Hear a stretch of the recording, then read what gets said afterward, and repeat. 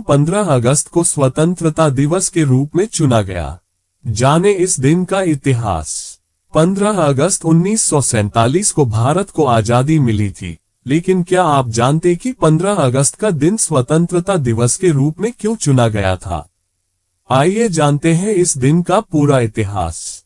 भारत की आजादी के दिन 15 अगस्त को देश भर में उत्साह और देशभक्ति का माहौल होता है। लोग इस दिन अपनी आजादी का जश्न मनाते हैं और स्वतंत्रता सेनानियों को श्रद्धांजलि देते हैं।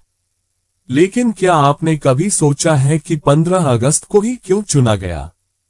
आइए जानते हैं इसके बारे में। 15 अगस्त को स्वतंत्रता दिवस के रूप में कैसे चुना? भारत की आजादी के इतिहास के एक जरूरी पहलू को उजागर करती है।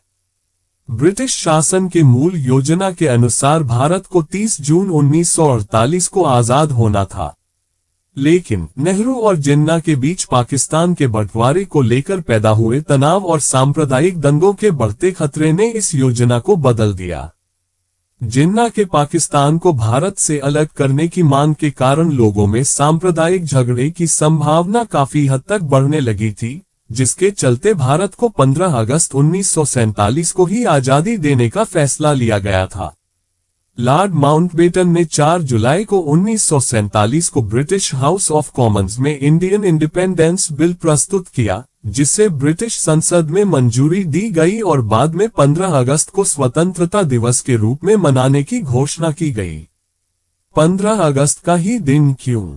ये दिन भारत के आखिरी वायसराय लॉर्ड माउंटबेटन के लिए बेहद खास था।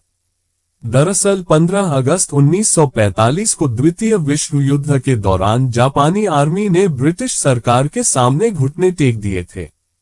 जापान के आत्मसमर्पण के कारण 15 अगस्त उनके लिए एक खास दिन था। यही कारण था कि माउंटबेटन ने 15 अगस्त को स्वतंत्रता दिवस के रूप में चुना। महात्मा गांधी नहीं हुए थे शामिल। महात्मा गांधी ने आजादी के जश्न में इसलिए भाग नहीं लिया क्योंकि देश में सांप्रदायिक हिंसा व्यापक रूप से फैली हुई थी। वे इस हिंसा से बहुत दुखी थे और मानते थे कि आजादी का जश्न मनाने से पहले देश में शांति स्थापित होना जरूरी है। इसके अलावा गांधी जी भारत के विभाजन के कड़े विरोधी थे। वे चाहते थे कि हिंदू और मुसलमान एक साथ रहें। विभाजन के कारण हुई हिंसा ने उन्हें बहुत आहत किया था। ब्रिटिश शासन का अंत। दूसरे विश्व युद्ध के बाद ब्रिटिश साम्राज्य कमजोर पड़ गया था। भारत में भी स्वतंत्रता संग्राम जोरों पर था।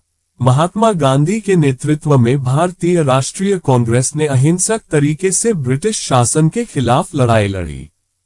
ब्रिटिश सरकार को भारत को स्वतंत्रता देने के लिए मजबूर होना पड़ा।